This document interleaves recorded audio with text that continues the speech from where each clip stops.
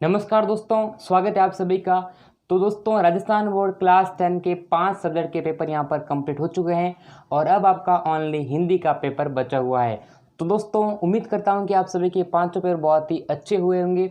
और दोस्तों, जिस तरीके से आज जो है संस्कृत का पेपर हुआ है और आपके जो है मैथ से, इंग्लिश से, साइंस से, एसएसटी जो सारे जो पेपर हो चुके हैं, उनके पेपर जो भी हमने बताए थे, यानी कि 4-5 मॉडल पेपर से जो है प्रश्न बताए थे, लगभग उन्हीं पेपर में से आपके जो है सारा पेपर बना है।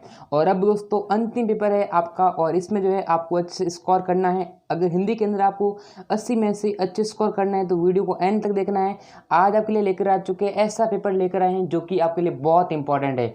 तो चलिए दोस्तों, यहाँ पर शुरुआत करते हैं वीडियो की। देखिएगा, वीडियो लाइक करें और चैनल को सब्सक्राइब करें, नोटिफिकेशन बेल को प्रेस करें। अगर आपने देखिएगा सब्सक्राइब नहीं कर रखा है तो आप सब्सक्राइब कर लें, नोटिफिकेशन को ऑल पर सेलेक्ट कर लें और टेलीग्राम को भी ज्वाइन कर लें दोस्तों। टेलीग्राम ग्रुप को लिंक मिल जाएगी डिस्क्रिप्शन में।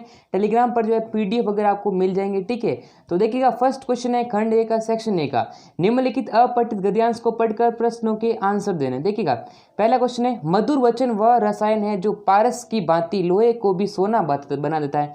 यानी कि हमें जो अच्छा जो मीठा वाणी बोलनी चाहिए। मनुष्य को तो बात ही किया, अब देखो पशु पक्षी भी अब उसके वश में हो, उसके साथ मित्रवत व्यवहार करने लगते हैं। व्यक्ति का मधुर व्यवहार देखिए पाषाण हृदय को भी पिघला देता है। कहा भी गया है, तुलसी मीठे वचन ते जग अपनों करी लेत। निसंदेह मीठे वचन यानी कि देर का पैसेज औषधि की बातें श्रोता के मन की व्यथा, उनकी पीड़ा व वेदना को हर लेते हैं। मीठे वचन सभी को प्रिय लगते हैं। कभी कभी किसी मृदुभाषी के मधुर वचन घोर निराशा में डूबे व्यक्ति की आशा को किरण दिखा उससे उबार लेते हैं। किसी ने सच ही कहा है, मधुर वचन है औषधि, फिर एक कटुक वचन है तीर। यानी कि अगर आप मधुर बोलोगे तो वो औषधि की तरह काम करेगा, अगर आप कड़वा बोलोगे तो वह तीर की तरह काम करेगा। या अगर देख पहला क्वेश्चन क्या हो सकता है, इस क्वेश्चन का आंसर देखिएगा, उपरोक्त गद्यांश का आपको शीर्षक देना। इसका जो यानी कि क्या हो, इसका जो टाइटल क्या हो सकता है, ठीक है। उचित शीर्षक क्या हो सकता है, वाणी से हानि, वाणी की महत्ता, पाषाण और पुराण या फिर व्यवहार की उदासी। तो यहाँ पर जो है वाणी की महत्ता होगी, ठीक है। नेक्स्ट देखिएगा, अगला क्वेश्चन है, मधुर वचनों को किसके समान बताया गया है। देखो, मधुर वचनों को लोहे को, यानी कि लोहे को भी समान, यानी कि लोहे को भी क्या कर देता, सोना बना देता। तो ये जो है लोहे और सोने के। तो देखिए दोस्तों, अगर आपको राजस्थान बोर्ड क्लास 10 का हिंदी का पेपर डाउनलोड करना है तो गूगल ओपन करना है, यहाँ पर सर्च करना है हिंदी का पेपर डाउनलोड करने के लिए गूगल या क्रोम ब्राउज़र ओपन करना है, सर्च करना है rnstudymasala.com। क्या सर्च करना है, rnstudymasala.com। ये सर्च करना है गूगल या क्रोम ब्राउज़र पर। फिर यहाँ पर देखो, इस पर आपको सिंपली क्लिक करना, फर्स्ट लिंक पर क्लिक करना। यहाँ पर क्लिक करने के बाद देखो इस प्रकार का आपके सामने एक नया पेज ओपन हो जाएगा। यहाँ पर आपको आ जाना है। यहाँ आने के बाद देखो यहाँ पर आपको लिंक मिल जाएगी डिस्क्रिप्शन में, इस पर आप सिंपली क्लिक करना। फिर नीचे आना, नीचे आने के बाद देखो आरबीसी क्वेश्चन पेपर 2022, यहाँ पर देख सकते हैं। इस पर आपको सिंपली क्लिक करना है आरबीसी क्लास 10 पर। क्लास 10 पर क्लिक करें। क्लास 10 पर क्लिक करने के बाद देखो एक पेज आपके सामने ओपन हो जाएगा। यहाँ पर देखिएगा हिंदी, इंग्लिश, आपको देखिए आपके सारे पेपर हो चुके हैं, आपको सिर्फ हिंदी की आवश्यकता होगी। हिंदी पर आपको सिंपली क्लिक करना है। जैसे ही क्लिक करोगे आप जो है पेपर आज से डाउनलोड हो जाएगा। तो लिंक इन डिस्क्रिप्शन, rnstudymasala इस वेबसाइट पर विजिट करें, लिंक वीडियो के नीचे डिस्क्रिप्शन मौजूद है। वाणी के वश में प्राणी जगत कैसा व्यवहार करते हैं, तो किस प्रकार से व्यवहार करते हैं, ठीक है। यानी कि वाणी के वश में, अगर वाणी के वश में होगा जगत जो है वह कैसा करेगा, यानी कि मित्रता की तरह वैसा करेगा ना। देखो, कटुक वचन की किससे तुलना की गई, तो कटुक वचन की जो है वह तुलना किससे की गई। यहाँ पर देखो कटुक वचन जो है यानी तुलना है वीर से, देखो तीर से की गई, ठीक है। तो यहाँ पर हो जाएगा। और आगे देखिएगा, गद्यांश का मुख्य उद्देश्य क्या होता है, मृदुभाषी होना, क्रोधित बनना नहीं, क्रोधित कैसे बनेंगे, रुख का व्यवहार करना नहीं, यानी कि मृदुभाषी होना चाहिए, ठीक है दोस्तों। यानी कि ये आपके सामने आंसर होंगे, ठीक है। उसके बाद देखिएगा, यहाँ से सवाल पूछेगा आपको, काव्यांश को पढ़कर आंसर देना, ठीक है। चाह नहीं मैं सूरबाला के गहनों में गुत्था जाऊं, चाह नहीं सम्राटों के सौ पर हे हरि डाला जाऊं, चाह नहीं देवों के सिर पर चढ़ूं भाग्य पर इटलाऊं, मुझे तोड़ लेना वनमाली उस पथ पर तुम देना फेंक। ये देखिएगा, ये आपके सामने दे रखा है। और मातृभूमि पर शीश चढ़ाने जिस पथ पर जाएं वीर अनेक। उपरोक्त गद्यांश का जो है शीर्षक क्या जो है, सॉरी काव्यांश का सूरबाला की सुंदरता, सम्राटों पर। ये देखिए सवाल दे रखा है, इसका सॉल्यूशन भी हम करने वाले हैं, ठीक है। पंक्तियों में आपको बताना कवि किसकी इच्छा का वर्णन कर रहा है। पुष्प की अभिलाषा क्या, 10th क्लास में देखिए बहुत अच्छा है, ये कविता है। चाह नहीं मैं का क्या अर्थ हो सकता है? काव्यांश का मुख्य संदेश क्या है? भोलेनाथ और बैजू को पकड़ने के लिए मुसन तिवारी कहाँ पहुंचे? देखो ये क्वेश्चन दे रखा आप, किताब से रिलेटेड है। जॉर्ज पंचम की ना कहानी का मुख्य उद्देश्य क्या है? इसके आंसर भी आपको कमेंट के अंदर बताना है, ठीक है। रिक्त स्थानों की पूर्ति करनी, फर्स्ट क्वेश्चन है, किस जाति वर्ग या समूह का बोध करने वाली संज्ञा को क्या कहते हैं? ठीक है भाई, देखो समवाचक संज्ञा कहेंगे नहीं कहेंगे, ठीक है। संज्ञा कितनी प्रकार की होती है? 5 प्रकार की होती है, ठीक है, ये आपको बताना है। अगले देखिएगा पुरुषवाचक सर्वनाम के भेद, देखो पुरुष देखो यानी प्रथम वाचक, यानी कि जो फर्स्ट पर्सन है, सेकंड पर्सन है, थर्ड पर्सन है, ठीक है। प्रथम यानी कि पुरुष, द्वितीय पुरुष और मध्यम पुरुष ऐसा आता है। आगे देखिएगा मूलावस्था, उत्तरावस्था और उत्तमावस्था क्या होते हैं ये बताना है। कर्म के आधार पर क्रिया तो है क्योंकि यानी कितने प्रकार के होते हैं भाई? कर्म के आधार पर क्रिया जो है 2 प्रकार की होती है। कि कौन सी होती है? पहला है दोस्तों सहकर्म क्रिया, कौन सी क्रिया?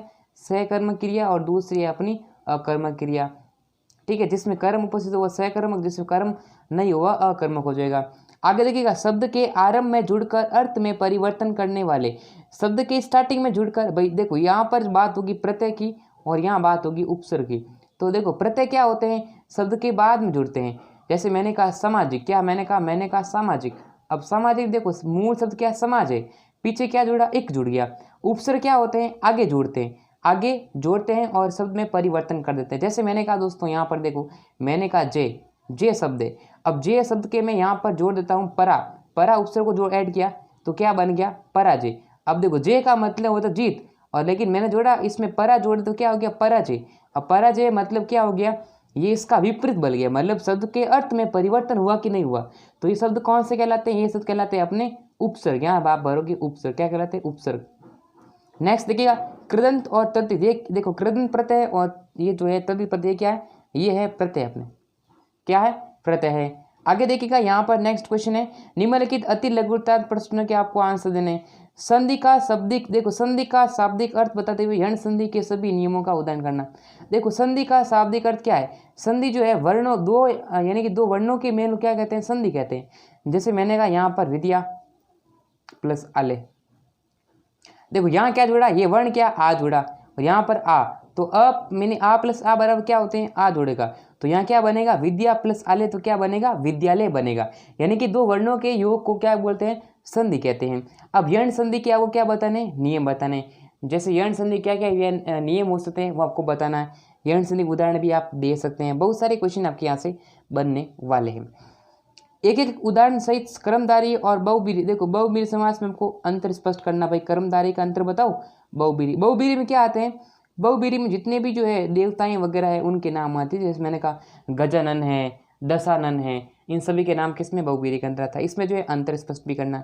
चिरोरी करना का मुहावरे का अर्थ क्या हो सकता है बताना है। खग जाने खग की ही भाषा, लोक का अर्थ देखो ये लोकोक्ति है और मुहावरा स्वाद आने वाले। चश्मे वाले को लोग कैप्टन क्यों कहते थे? मनु भंडारी उसके पिता के बीच टकरार का क्या कारण कहा था? सैन्य एक ऐसा वाद्य है, इसका प्रयोग कब होता है? उद्धव की तुलना किनसे की गई है?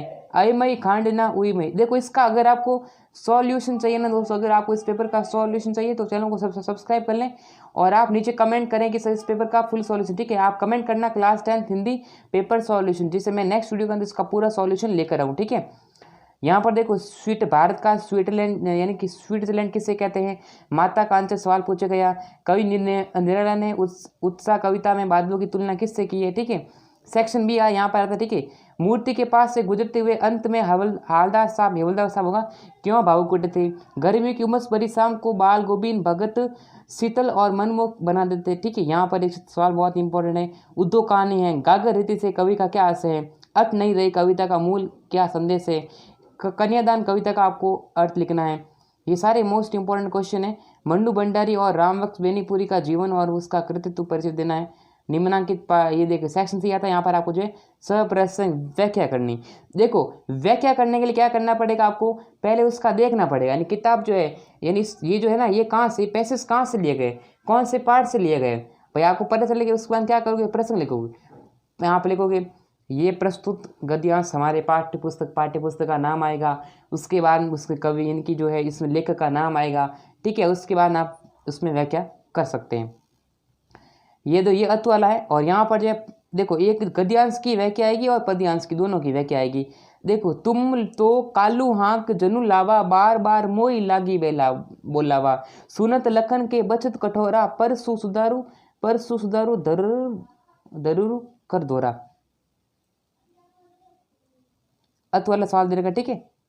सन्यासी ना होने पर भी बाल गोविंद भगत को साधु क्यों कहा गया है, वर्णन करना है, यहाँ पर 60 शब्द देना है, ठीक है। अत वाला दे रखा, इसको कर सकते हैं। पठित भ्रमर गीत के पदों के आधार पर सुदासी की गोपियों के साथ वाग यानी कि वाग्दत्ता का भाव वर्णन करना है। उत्साह कविता का केंद्रीय भाव लिखना है, ठीक है। सेक्शन डी यहाँ पर देखिएगा, सार गर्भित आपको निबंध लिखना है। जैसे कोरोना वायरस पर निबंध आ सकता है, प्रस्तावना कोरोना वायरस लक्षण देख सकते हैं, बचाव के तरीका क्या है, महामारी का समाज पर क्या प्रभाव पड़ा है। देखो, कोई भी आप अगर लिखते हो ना, कोई भी अगर आपको निबंध लिखना है तो निबंध में कितने ऐड करो, 5 पॉइंट, 4 से 5 पॉइंट क्या करो, ऐड करो। देखो, स्टार्टिंग जो पहला पॉइंट लिखो वो लिखो प्रस्तावना का, और सबसे अंत वाला होगा वह होगा उपसार। ये लिखना मत भूलना, पर पहले आएगा प्रस्तावना और सबसे अंत में लिखो उपसार। इससे एग्जामिनर आपको अच्छे मार्क्स दे सकता है। ऐसा नहीं कि लिखा ऐसे ही पैराग्राफ की तरह ऐसे लिखते रहो, नहीं, आपको पैराग्राफ तो लिखना, आपको लिखना है निबंध, समझ रहे हो।